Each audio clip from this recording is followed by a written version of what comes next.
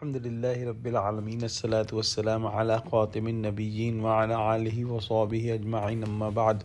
فأعوذ بالله من الشيطان الرجيم بسم الله الرحمن الرحيم قال الله تعالى في سورة الأعراف قد افترينا على الله كذبا إن عدنا في ملتكم بعد إذ نجانا الله منها وما يكون لنا أن نعود فيها إلا أن يشاء الله ربنا وسع ربنا كل شيء علما على الله توكلنا ربنا افتح بيننا وبين قومنا بالحق وأنت خير الفاتحين. Translation: That means we would have invented a lie against Allah if we return in your religion after Allah has already saved us from it. And it is not for us that we return to it unless Allah, our Rabb, should decide so. Our Rabb comprehends all things in His knowledge. In Allah we put our trust. Our Rabb decide between us and our nation with truth.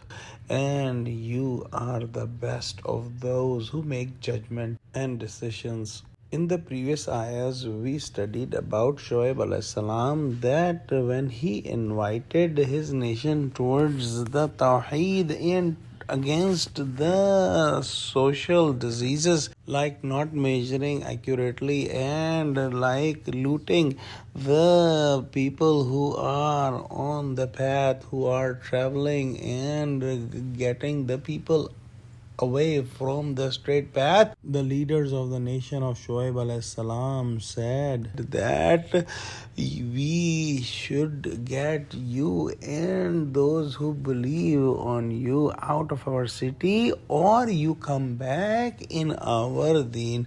Hazrat Shoaib alayhi salam said that how can we come in your deen even if we hate it? In today's ayahs, this reply is continued. They said that we would have invented a lie against Allah if we return in your religion after Allah subhanahu wa ta'ala have shown us the straight path and given us the guidance.